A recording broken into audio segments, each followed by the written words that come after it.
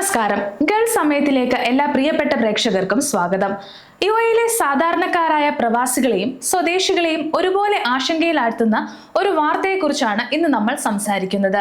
കഴിഞ്ഞ കുറച്ച് ദിവസങ്ങളായി പ്രവാസികളുടെ അടുക്കള ബജറ്റിനെ താളം തെറ്റിച്ചുകൊണ്ട് പഴങ്ങളുടെയും പച്ചക്കറികളുടെയും വില കുതിച്ചുയരുകയാണ്. ഉള്ളി മുതൽ തക്കാളി വരെ മിക്കവാറും എല്ലാ നിത്യോപയോഗ സാധനങ്ങളുടെയും വിലയിൽ വൻ വർധനവാണ് രേഖപ്പെടുത്തിയിരിക്കുന്നത്. എന്തുകൊണ്ടാണ് ഈ പെട്ടെന്നുള്ള മാറ്റം? ഇതിനെതിരെ ദുബായ് ഗവൺമെന്റ് സ്വീകരിക്കുന്ന നടപടികൾ എന്തൊക്കെയാണ്? ഉപഭോക്താക്കൾ എന്ന നിലയിൽ നമുക്ക് എങ്ങനെ പരാതിപ്പെടാം?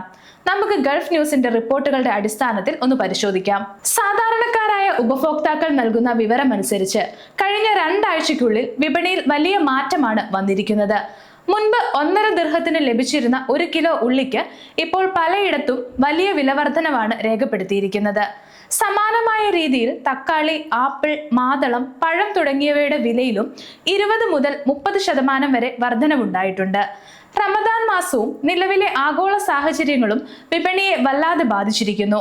ഇതിനെക്കുറിച്ച് പലരും സോഷ്യൽ മീഡിയയിലൂടെയും അല്ലാതെയും തങ്ങളുടെ പരാതികൾ അധികൃതരെ അറിയിച്ചു കഴിഞ്ഞു. എന്തുകൊണ്ടാണ് പെട്ടെന്ന് ഇങ്ങനെ സംഭവിക്കുന്നത്? ഇതിനൊരു കാരണം പ്രാദേശിക സംഘർഷങ്ങളാണ്. മിഡിൽ ഈസ്റ്റിലെ നിലവിലെ രാഷ്ട്രീയ അസ്ഥിരതകളും യുദ്ധസമാനമായ സാഹചര്യങ്ങളും ചരക്ക് നീക്കത്തെ സാരമായി ബാധിച്ചിട്ടുണ്ട്. വിമാനമാർഗവും കപ്പൽ മാർഗവും എത്തുന്ന ഉൽപ്പന്നങ്ങളുടെ ഷിപ്പിംഗ് നിരക്കുകൾ വർദ്ധിച്ചത് സ്വാഭാവികമായും വിപണി വിലയെ ബാധിച്ചു. അടുത്തത് റമദാൻ സീസൺ ആണ്. സാധാരണയായി റമദാൻ മാസത്തിൽ പഴങ്ങൾക്കും പച്ചക്കറികൾക്കും വലിയ ആവശ്യകത ഉണ്ടാകാറുണ്ട്. ഈ ഡിമാൻഡ് പലപ്പോഴും വിലക്കയറ്റത്തിലേക്ക് നയിക്കുന്നു.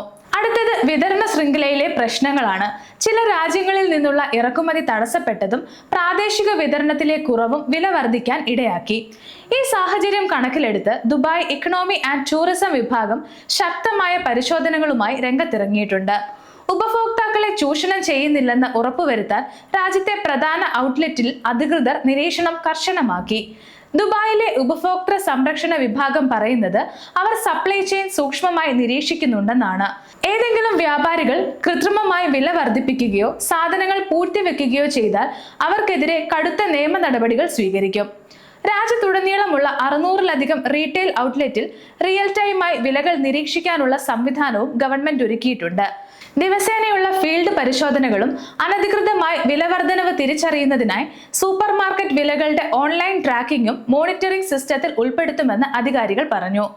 ഓൺലൈൻ പ്ലാറ്റ്ഫോമിലൂടെയും സോഷ്യൽ മീഡിയയിലൂടെയും ഭരണകൂടം വിലകൾ നിരീക്ഷിക്കുന്നുണ്ടെന്നും ചില്ലറ വ്യാപാരികൾ പ്രധാന ഇനങ്ങളുടെ വില പട്ടിക നൽകുന്നത് വഴി ഉദ്യോഗസ്ഥർക്ക് പതിവായി വില താരതമ്യം ചെയ്യാൻ സാധിക്കുമെന്നും അധികാരികൾ പറയുന്നു. അധികാരികൾ ഈ വില പട്ടിക ഏതാനും ദിവസങ്ങൾ കൂടുമ്പോൾ പരിശോധിക്കുന്നത് പെട്ടെന്നുള്ള മാറ്റങ്ങൾ തിരിച്ചറിയാൻ സാധിക്കും. വലിയ രീതിയിലുള്ള വിലവർധനവ് റിപ്പോർട്ട് ചെയ്യുമ്പോൾ തന്നെ പരിശോധനാ സംഘങ്ങൾ കടകൾ സന്ദർശിക്കുമെന്ന് അധികൃതർ പറഞ്ഞു.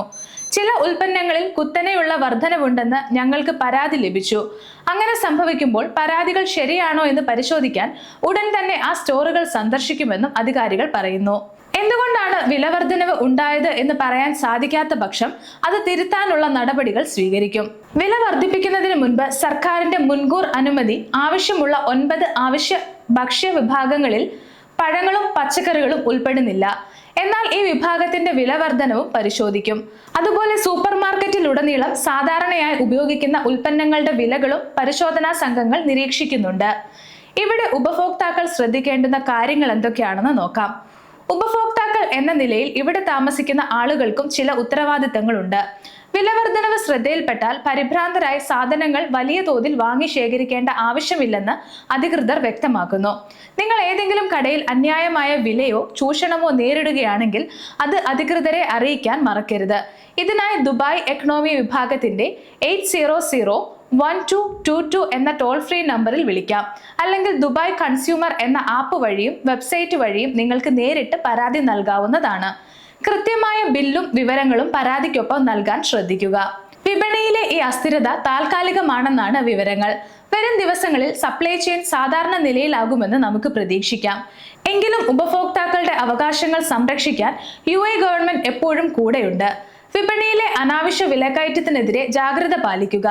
നിലവിലെ സാഹചര്യത്തിൽ എല്ലാവരും സുരക്ഷിതരായിരിക്കുക. മറ്റൊരു വീഡിയോയുമായി വീണ്ടും കാണാം.